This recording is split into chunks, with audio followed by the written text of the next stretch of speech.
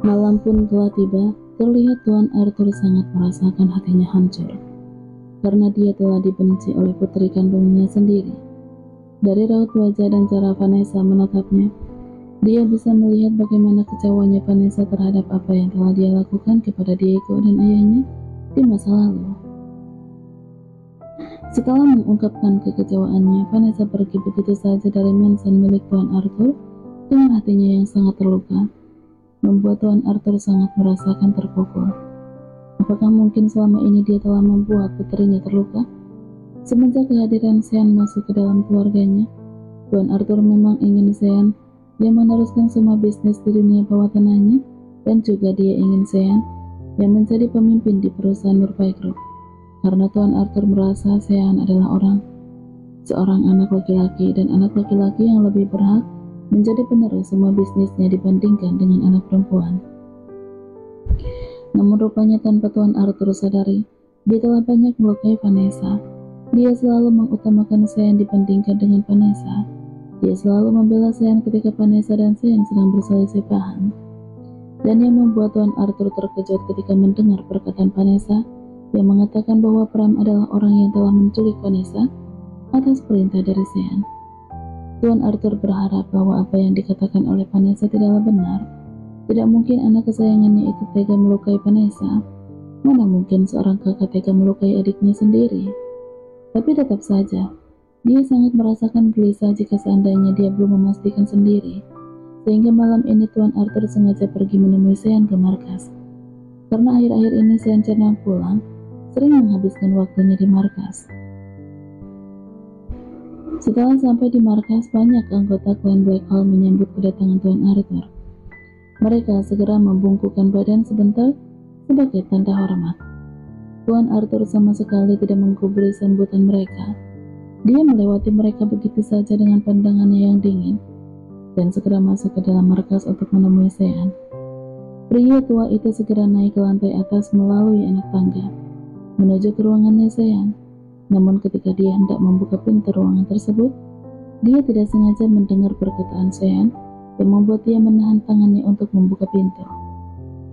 Bukannya minggu kemarin aku sudah mengirim 50 juta? Apa itu belum cukup? Mengapa ayah selalu saja memerasku? Sudah aku bilang jangan sembarangan menghubungi aku. Aku sangat sibuk, dan aku tidak ingin ada orang yang curiga kalau ternyata aku bukanlah anak kandung dari si tua bangka itu.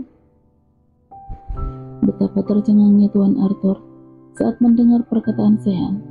Sepertinya saat ini Sean sedang berbicara dengan ayah kandungnya lewat panggilan telepon.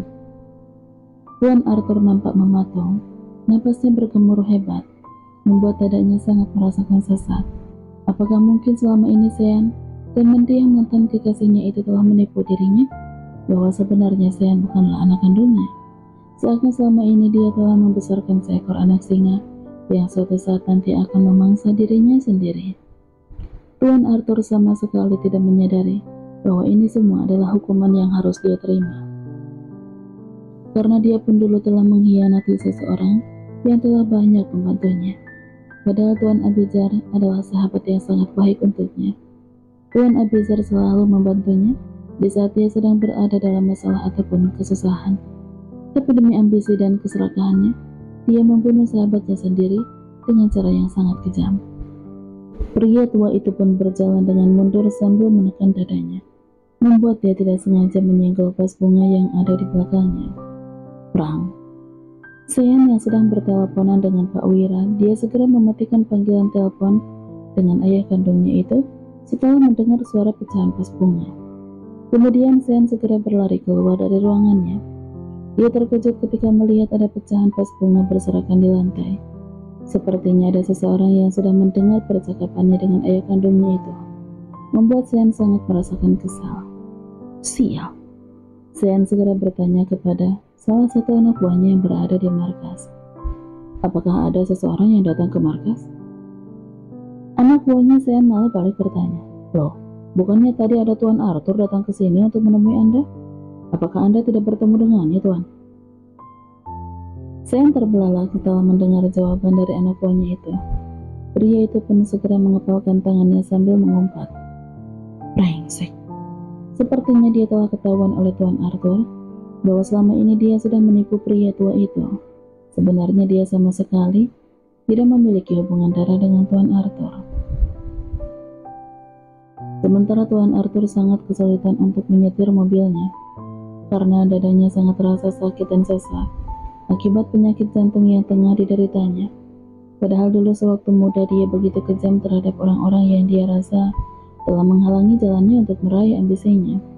Tapi sekarang pria itu sangat lemah.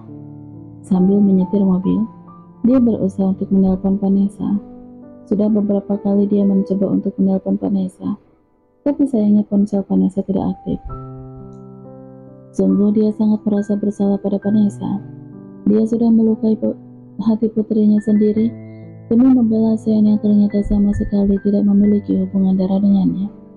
Bukan hanya itu saja, Tuan Arthur telah membuat hidup Vanessa menderita.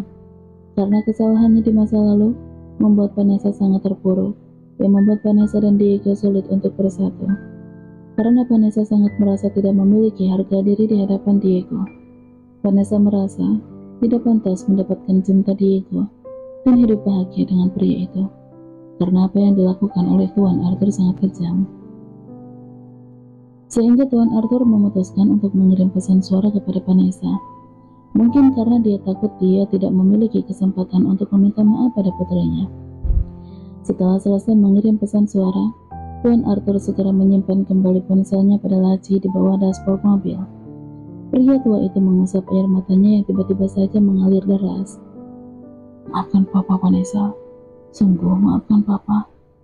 Mungkin karena dia merasa bahwa semua ini adalah hukuman untuknya. Dia telah mengkhianati dan membunuh sahabatnya sendiri demi ambisinya. Dan juga dia telah menyakiti hati putri kandungnya sendiri karena selalu berpihak kepada Sean. Entah bagaimana caranya agar dia bisa menebus semua kesalahannya itu. Namun Tuan Arthur sangat terkejut ketika dia sedang melewati persimpangan jalan. Ada sebuah truk besar dengan kecepatan tinggi menabrak bagian samping mobilnya. Dar, brak. Suara dentuman mobil begitu nyaring terdengar. Mobil yang dikendarai oleh Tuan Arthur berguling berkali-kali di jalanan, sehingga mobil tersebut sudah tidak berbentuk lagi. Bahkan bagian depan mobil telah mengeluarkan asap, membuat Tuan Arthur terbatuk-batuk.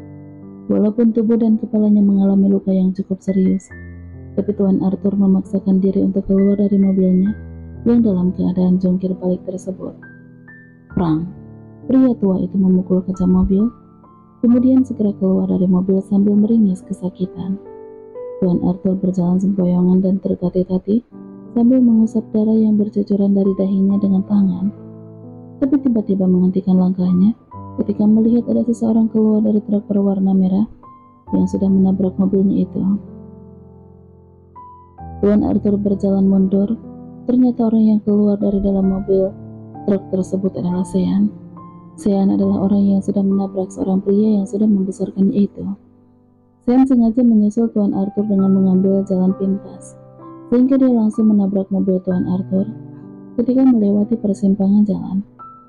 "Sean, mengapa kamu tega melakukan semua ini kepadaku?" tanya Tuan Arthur sambil berjalan mundur. Tapi pria tua itu tidak bisa melangkah mundur lagi ketika menyadari bahwa di belakangnya terdapat beberapa anggota klan Black Hole. Sean tidak menjawab pertanyaan dari Tuan Arthur. Dia malah terus berjalan mendekati pria tua itu. Tuan Arthur segera membalikkan badannya.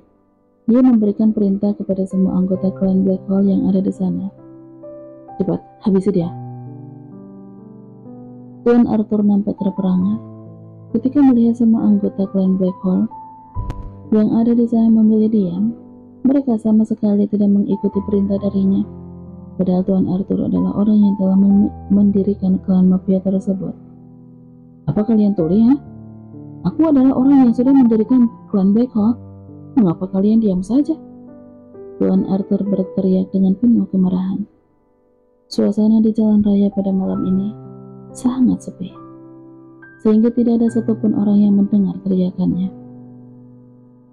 Sean tertawa terbahak-bahak melihat bagaimana kecewanya Tuan Arthur, karena ternyata semua anggota Black Hole terlebih memihak kepadanya dibandingkan dengan pria tua itu. Rupanya mereka lebih berpihak kepada aku. Kamu sama sekali tidak ada artinya bagi mereka. Brengsek. Tuan Arthur mengumpat. Dia segera berjalan mendekati Sean dan memukul wajahnya. Sean yang sedari tadi tertawa, pria itu tiba-tiba meringis, merasakan sakit pada bagian sudut bibirnya yang telah berdarah. Kemudian pria itu menatap tajam kepada Tuan Arthur. Jadi begini balasan kamu? Aku sudah membesarkan kamu dengan sepenuh hati. Aku selalu mengikuti apapun yang kamu inginkan. Sampai-sampai aku sering mengabaikan putriku sendiri. Tapi dengan teganya kamu dan ibumu sudah menipuku. Tuan Arthur berkata dengan penuh amarah. Hatinya sangat terluka. Seorang anak laki-laki yang dia besarkan dengan penuh kasih sayang, tega sekali sudah menipunya. Bahkan semua anak buahnya telah mengkhianatinya dan lebih berpihak kepada Sean. Sean pun menyeringai. Salahkan dirimu sendiri, Petua. Mengapa kamu begitu bodoh? Kalau dipikir-pikir putrimu sangat cantik. Bagaimana kalau sebelum aku mengirimnya ke neraka, aku menikmati tubuhnya dulu ya? Pasti sangat. Saya tidak meneruskan perkataannya karena tiba-tiba saja Tuan Arthur menyerangnya. Bajingan kau, Sean. Sebagai seorang ayah, tentu saja dia sangat marah jika ada yang merendahkan putrinya. Walaupun sayangnya Vanessa tidak bisa menyaksikannya. Bahwa ternyata Tuan Arthur sebenarnya sangat menyayangi Vanessa. Tuan Arthur kembali memukul wajah Sean. Tapi ketika dia hendak melayangkan pukulan lagi, Sean segera menahan tangannya. Dengan cepat Sean mengeluarkan pisau dari jasnya, dan Sean menikam perut Tuan Arthur. Celep.